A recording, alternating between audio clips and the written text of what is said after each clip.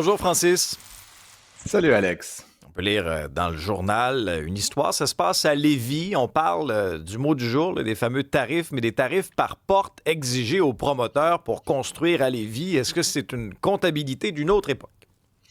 Ben oui, effectivement, puis ça témoigne quand même d'une très mauvaise compréhension économique de beaucoup d'élus au Québec qui malheureusement là ont à très courte vue cette espèce d'obsession de balancer leurs livres en utilisant le plus possible là, ce qui est devant eux, c'est-à-dire bon des projets de développement.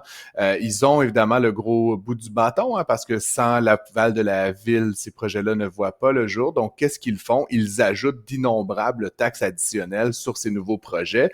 On est en pleine crise du logement, dans une vaste crise de l'abordabilité, et plutôt que de faire reposer sur l'ensemble des citoyens la charge du développement des villes, qu'est-ce qu'on fait? On les concentre sur un très, très petit nombre d'unités. Tu peux imaginer que dans une ville comme Lévis ou Montréal ou Québec ou n'importe quelle ville, Sherbrooke, Gatineau, nomme-la, chaque année, même si tu rajoutes 100 unités, 1000 unités, c'est une infime proportion de l'ensemble du parc immobilier. Et donc, c'est sûr que si tu dis toutes les nouvelles infrastructures qu'on va construire pour le projet doivent être payées par ces unités-là, ben c'est sûr que ça se traduit par des taxes additionnelles qui se chiffrent en plusieurs milliers de dollars. Et qu'est-ce que ça fait? Ben deux choses. Soit ça carrément empêche les projets de décoller de terre parce que simplement les chiffres ne fonctionnent pas, l'économie ne fonctionne pas, ou bien c'est carrément là, transférer cette charge-là sur les nouveaux occupants, les nouveaux arrivants.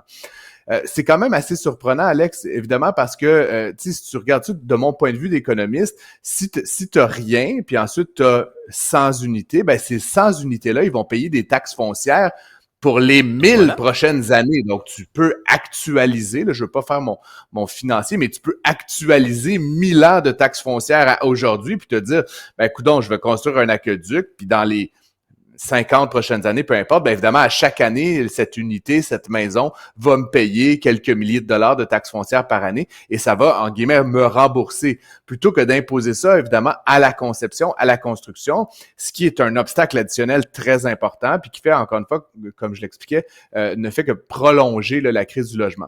Donc, Lévis est la dernière à se joindre à cette parade complètement absurde des taxes sur le développement de nouvelles unités, mais il faut dire qu'ils ne sont pas les seuls. En Terrebonne, Brossard, Gatineau, Mirabel, Trois-Rivières. C'est comme de la folie furieuse. Et ce qui me rend complètement... les mots me manquent, mais c'est que les partis d'opposition à Lévis sont même pas foutus de faire leur travail, c'est-à-dire de Ben s'y non. opposer. Ben non, ils saluent ça. Même les partis d'opposition Ils sont saluent ça. d'accord. Fait que là, Oui. finalement, ben, tous ces gens-là qui sont finalement illettrés économiquement, ben, ils sont en train de mener à la ville et le Québec dans son ensemble au désastre.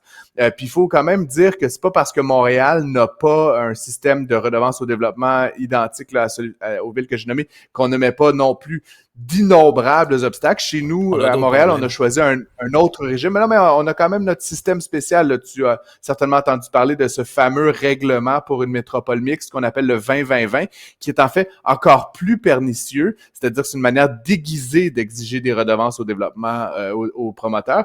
Et comme on parle quand même de 20% de logements sociaux et de 20% de logements abordables, c'est-à-dire qu'on préconise 40% des projets immobiliers qui ne sont plus entre les mains des promoteurs, mais bien décrétés par la ville, ben ça se traduit évidemment par des charges monumentales, des millions de dollars de charges additionnelles sur ces projets-là. Et encore une fois, ça ne fait que reposer sur les épaules de ceux qui ne sont pas dans le marché du logement, les jeunes, les premiers acheteurs, les immigrants, les gens qui veulent arriver dans ces municipalités-là. C'est complètement injuste et ça me, comme tu peux voir, là, c'est une certaine colère là, qui ressort quand je lis des trucs comme ça, comme j'ai lu hier dans le cas de Lévis.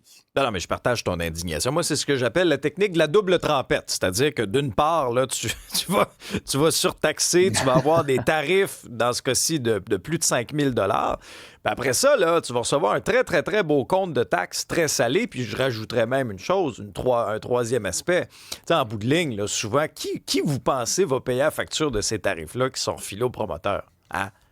Pas plus fou qu'un autre. souvent, C'est une très bonne c'est question, l'acheteur. effectivement. Hein? Ouais, effectivement. Alors voilà. Justement, mais comme je te dis, donc on crée un déficit d'abordabilité à plusieurs Tellement. niveaux, évidemment, en disant qu'on pénalise les promoteurs. Mais tu sais, ça ressemble à la logique de Donald Trump, en fait, pour tout te dire. Là. Puis tu sais, je veux pas dire que M. Lowier ressemble à Donald Trump, mais dans cette logique-là, c'est de dire, je vais imposer des tarifs, puis les méchants promoteurs vont les payer, comme Donald Trump qui dit, je vais imposer des tarifs et les méchants Canadiens vont les payer. Il y a évidemment une seule personne qui finit par payer le tarif, c'est celui qui consomme. Et donc, ultimement, dans le domaine du logement, celui qui paye le tarif, c'est la personne qui achète l'unité en fin de vie. Et donc, dans ce cas-ci, 5-6 000 $ à Lévis qui va s'ajouter au prix des logements. C'est complètement injuste pour ces premiers acheteurs-là. Et donc, j'appelle évidemment les gens là, qui connaissent un petit peu le fonctionnement de l'économie à entreprendre un vaste chantier pédagogique auprès des élus. Donc, tu vois, Guy, là, n'est pas d'accord avec toi sur la messagerie, là. Ben oui. Ben, Guy peut retourner à l'école si ça y tente. Là. Ah, c'est pas gentil, ça. Make Lévis great again. Rendez toute la grandeur à Lévis. Je vais m'acheter une casquette. Regarde-moi. Ben oui, pourquoi pas. Regarde, Ford, là, en Ontario, il a sa casquette, lui. Ça pourrait être un outil promotionnel. Bon, blague à part, des nouvelles de NVIDIA qui a explosé en bourse là, ces dernières années. C'est la plus grande entreprise au monde. Et NVIDIA pourrait retrouver l'accès au marché chinois. Oui, ben c'est pas compliqué. Depuis 5 ans, Alex, le prix de l'action de Nvidia a fait augmenter de 1500%. Là, donc, c'est franchement un rendement qui est sans commune mesure ou presque. C'est une entreprise, comme on le sait, là, qui fabrique des microprocesseurs qui sont très en demande dans le domaine de l'intelligence artificielle. Donc, c'est sûr que bon, c'est un secteur là, qui a le vent dans les voiles. Et donc, l'entreprise, la semaine dernière, là, a atteint le sommet du palmarès pour les plus grandes valorisations boursières mondiales à près de 4 billions de dollars, là, 4 trillions, comme disent les anglophones.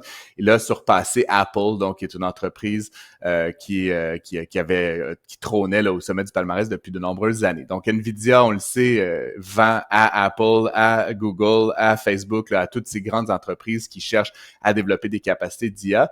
Et jusqu'ici, depuis Biden et même depuis la première administration Trump, on lui avait mis toutes sortes de bâtons dans les roues en matière d'exportation de certaines technologies envers la Chine. Drôlement, malgré la rhétorique de Donald Trump très vindicative là, et très, très farouche à l'égard de la Chine, il semble qu'il serait en voie d'enlever certaines des barrières d'exportation pour Nvidia envers la Chine. Et donc, ultimement, ce qui est assez extraordinaire, c'est que si ça devait passer, si Nvidia pouvait de nouveau vendre dans cet immense marché qui est aussi très friand de technologie d'IA, ben, on pourrait ne pas avoir vu le bout de la croissance phénoménale de Nvidia. Donc, ce que ça veut dire, c'est que malgré le fait que ça soit déjà une entreprise très, très, très fortement valorisée, on pourrait voir le titre s'envoler encore davantage. Et je ne fais pas de prédiction, je vous ne dis pas de l'acheter, mais c'est quand même fou qu'elle a réussi à atteindre ça jusqu'ici sans pouvoir vendre pleinement ses technologies avant-gardistes à la Chine. Imagine si on libère les vannes demain matin, ce qui semble être en voie de se faire, ça pourrait être une très, très bonne nouvelle, évidemment, autant pour l'entreprise elle-même que pour ses investisseurs. Donc, on garde évidemment un œil là-dessus.